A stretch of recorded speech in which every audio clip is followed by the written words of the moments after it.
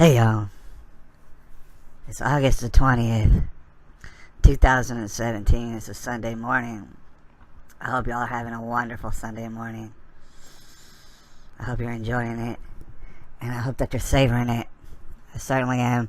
Over here, after I shoot this, I'm going to go directly outside and savor. Alright, I wanted to talk to y'all about some stuff though. It's a reoccurring theme here on this channel, where we discuss slavery. Now, I don't know all y'all's opinions out there as far as slavery goes. I'm not a fan of it. I don't like it really for anybody. Thing is, I gotta let y'all know before we go any further into this and discuss some things that you might not have thought about as far as abolitionists here in this country. Before I do that, I want to let y'all know that there's people out there who conscientiously in their mind at one point in their lifetime said, you know what, I'm gonna be a slave for Jesus. Alright, and that's it, because that's the end of the line. You understand that? Alright, it's a mindset that a lot of people, they can't wrap their minds around. Alright, is that when you become a slave for Jesus, that's it. There's nobody else. You're not a slave to anybody else. And therefore, you know, these people out there, you'll notice about their nature, they might be more self-sufficient. They just want to be. They might want to go off and do things on their own, alright, because they cater to nobody. They're a slave to Jesus, and that's it. Alright, I did want to bring that up before I talk about something that a lot of y'all probably haven't thought about, or maybe haven't been told about, concerning slavery in America. You've been taught all sort of lies, by the way, just so you know. If you believe public school, you're all upside down and backwards and retardation. And the thing is, that doesn't mean you're dumb. That means you've been taught wrong and stuff. Alright? There's a lot of things that we've been lied to about America. And like I said, you know, I started off this morning, or I might not have mentioned, this video is largely inspired from a video I was watching this morning. And I got it from the Mind of Jamal. I'm newly subscribed to the Mind of Jamal, and he really gets to the heart of the matter very quickly in his videos. So I saw this one, and it was concerning slavery, and it was concerning numbers that don't add up, and the fact that we've been lied to all over the place. It concerns this sort of thing, but I thought I would just elaborate on it a little bit more, because in the Mind of Jamal video that he just put out, he mentions very briefly that pretty much everybody's been slaves, and that's what's kind of funny. And it doesn't make sense that you only bring up one type of slave all the time, right? Because everybody's been slaves, all right, basically. Please believe it. Slavery was all over the place before America stopped it. America stopped slavery, alright? We deserve all sort of credit for that, and that's what we did. We did it before a lot of people. There was maybe some small countries that had done it before us, but you know what, they couldn't even afford it anyways. So here's one thing that I want to point out, because obviously a large fact that most these public schools tried to deny is that there were so many white folks, if you're going to call them white. There were so many European, you know, Anglo-Saxon, whatever you want to call them. There were so many white folks here who done lost their life in the Civil War. On certain sides, such as there's a faction that's known as the abolitionists. These people really, really wanted to get rid of the slavery and stuff like that. They really, really wanted to. And a lot of people don't understand that regardless of the fact that there was religious freedom here and stuff, it was mostly Christians who served as abolitionists. And I want to explain, first of all, that fact is not really recognized very largely. It might be stated briefly that that was the case. But I also did want to elaborate on the topic by saying, you know, there's something to think about as far as the practicality of what took place as far as abolitionists, Christian abolitionists, who happen to have white skin, who did not want slavery. Like I said in the beginning of the video, you have to understand that when you become a slave to one, and only one, you answer to him, and only him. Everybody else, they can wait in line, and that's how it goes. Therefore, the nature of Christianity just drives a person to want to not be a slave at all, in any way, in any worldly sense. They don't really want to do it. Chances are that's why they came to America. Alright, so that they could do their own thing. There was enough land out there that was unspoken for, and they heard about it. They wanted that land. They wanted to get on that land. They wanted to not be slaves. They wanted, if people came on that land, guess what? They own it. They'll shoot you. Right? And that's how it was. A lot of Christians were acting that sort of a way. Alright?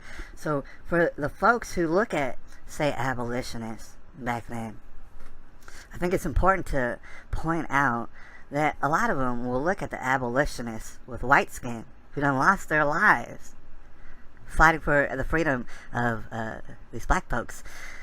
Those abolitionists were indeed protecting their own ass. Right? I have to explain to you in a practical sense. All right, because you understand that there's a system, right, with slaves in it, and it's operating mostly in the South, and they're picking all sort of cotton and this and that, and they're gaining all sort of power.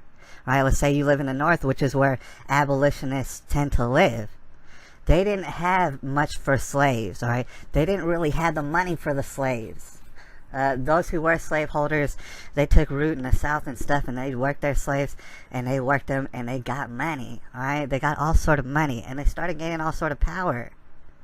All right, so for people who couldn't afford to even have slaves, they're losing power at that point. This is to include the abolitionists and all sort of people up north. Now, mind you, none of my ancestry was in the country at that time. All right, people might look at me for all my white privilege and say, you know, you got all sort of white privilege on you. None of my ancestors were even at this point. They weren't in the United States at this point. But way back in the 1800s, you know, the Civil War starts popping off. Guess what? The Civil War started popping off years before the Emancipation Proclamation, if that's making any sense to you. Right? But understand, when we are speaking about those abolitionists, because they were real people, it would make sense for them. It would make total financial and practical sense for them to want to abolish slavery, because they didn't have slaves. They couldn't afford them. Right? It was the system by which the whole world operated, and lots of the world still does operate that way. It was a whole system that was working against them. They knew that it was only a matter of time, because understand that there were white slaves. Alright, I don't know if I'm cracking an egg of knowledge on you. There was Indians, like, there were slaves in America before Europeans got here.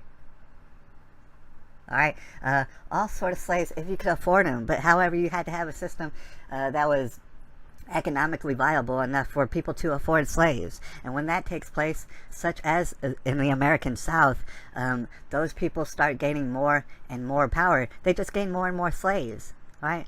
And I want you to think about this. Here's something that you might not think about as far as slavery goes. Alright, I want you to picture Mauritania. Right, you might not know what that is. It's a country over there in Africa. Slavery has been illegal since like 1986. Alright, they were a little bit behind. However, slavery still does exist under the table. Alright, and then if you check out those slaves and how they're living over there in Mauritania today, alright, and you compare them to the conditions that some of these slaves that had out here under these powerful southern plantation owners, you know, that you see in the movies, under those plantation owners, a lot of them had houses to live in and things. There was like house people, and there was outside people, and there was people running business. Guess what? They were gaining all sort of money. I understand that there's not, the issue is that none of the slaves got any of the money, and that is bad. I don't agree with it. It's terrible. However, these plantations were making all sort of bank and getting all sort of power. Right? Meanwhile, there was Asian slaves, there was Indian slaves, there was all sort of slaves. There was definitely Irish slaves, definitely. Alright? Meanwhile, over there in Poland, dang Polish people, not too long ago, they were slaves to Muslim folks. There were slaves all over the place. All over the place. Slavery wasn't even the biggest concern, really, in America when you consider that people were doing human sacrifices. That's well known in history. You know what I'm saying? You consider a society that does human sacrifices, you think that they don't also slave people. Alright, so the conditions for the southern slave here in America, although it could have been very bad at times, it was much more better and well off than slaves in Mauritania today and many other countries. Alright, so what I wanted to stress today in this video is a lot of people will look at those white abolitionists and say, oh, you know, they pitied these black folks out here. They felt like they had to fight on behalf of the black folks because they knew that it was wrong. And you know, and if you even have this topic brought up around you, that's usually the sentiment that it'll be. These abolitionists, these Christian abolitionists, they knew it was so wrong to be all hating on black people. That might have been the case. Thing is, in a more practical sense, they knew that slavery was going to come get them. Right? The more and more and more and more slaves that these southern plantation owners had, the more that slavery was going to creep on over to these other people. And it did not matter what skin color they were. They knew that. Right? None of that mattered. Financially is what mattered. Right? So they had a political reason to want to fight against slavery and abolish it. Right? And it wasn't that they pitied black folks so much. It's just that they knew that, okay, black folk is human beings. They're getting enslaved all over the place. And guess what? It's creeping farther and farther up north. It's getting more and more power and stuff. I don't have the money to have slaves and stuff like that. So I'd rather just see if we can abolish it real quick. And that's what they did. That's not to say that they hated black folks. Right? They understood that black folks and white folks and Mexican folks and Asian folks and all the folks that were in there were all human beings, and they were all fully capable of being enslaved, and they were fighting against that. Right? Lots of them love Jesus Christ, right? And they won't answer to anybody else, right? And they never will. This is the tribulation, by the way. It's a great big old divide. Anyways, I'll holler at y'all later. I hope you're savoring this beautiful, couldn't even be better, Sunday morning. Alright? 2017, I'll holler at y'all.